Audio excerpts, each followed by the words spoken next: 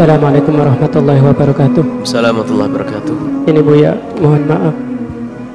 Sebenarnya kalau misalnya ada tetangga yang tidak sholat itu, misalnya suaminya gitu, istrinya si sholat, itu sebenarnya tanggung jawab siapa Bu ya? Misalnya ada seorang tetangga yang istrinya sih melaksanakan sholat, kemudian suaminya itu tidak melaksanakan sholat.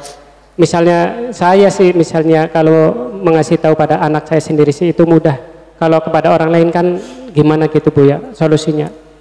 Terima kasih. Assalamualaikum warahmatullahi wabarakatuh. Tetangga tidak sholat, gimana cara mengingatkannya? Singkatnya kan begitu. Kalau ada orang lain tidak sholat, intinya begini dulu.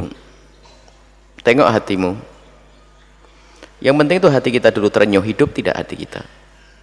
Jangan sampai hati kita tuh cuek melihat tetangga tidak sholat, sudah kebal kita. Itu yang berbahaya. Jadi mula-mula kalau kita ingin amar ma'ruf nahi mungkar, itu yang perlu kita tengok adalah hati kita sendiri. Apakah kita mengingatkan dia karena memang kita cinta kepada dia, atau kita ingin nampakkan kesombongan kita? Jadi kalau kita melihat tetangga kita tidak sholat, itu sebetulnya kita lebih terenyuh daripada melihat tetangga kita ditabrak mobil. Karena ditabrak mobil itu adalah retak kepalanya mati, mungkin bisa langsung masuk surga karena dia ditabrak mobil waktu mau berangkat ke masjid, kan begitu.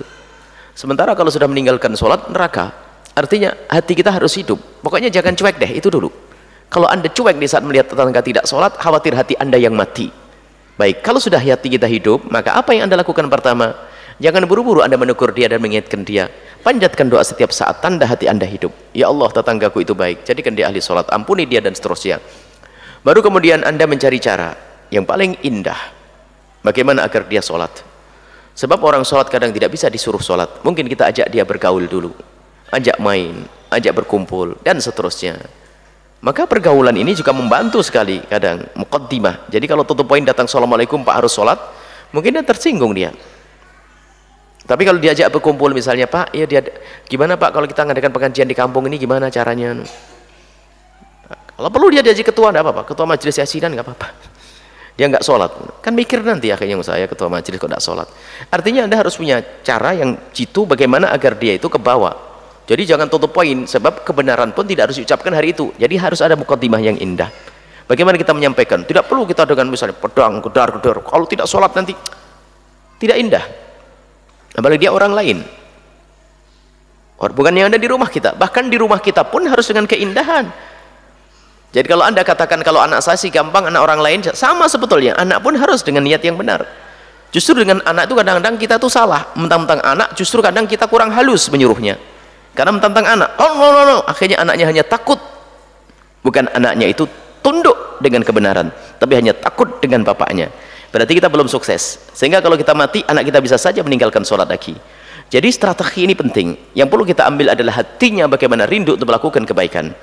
Maka Anda bergaul, duduk dengan dia, assalamualaikum, seling, assalamualaikum, assalamualaikum, assalamualaikum, terus bahkan mungkin sesaat dapat. Kadang didatangi dengan permintaan misalnya, orang tidak sholat, tapi ternyata di saat kita datang misalnya, Pak, mohon maaf, ini kita lagi renovasi musola ini menjelang Ramadan.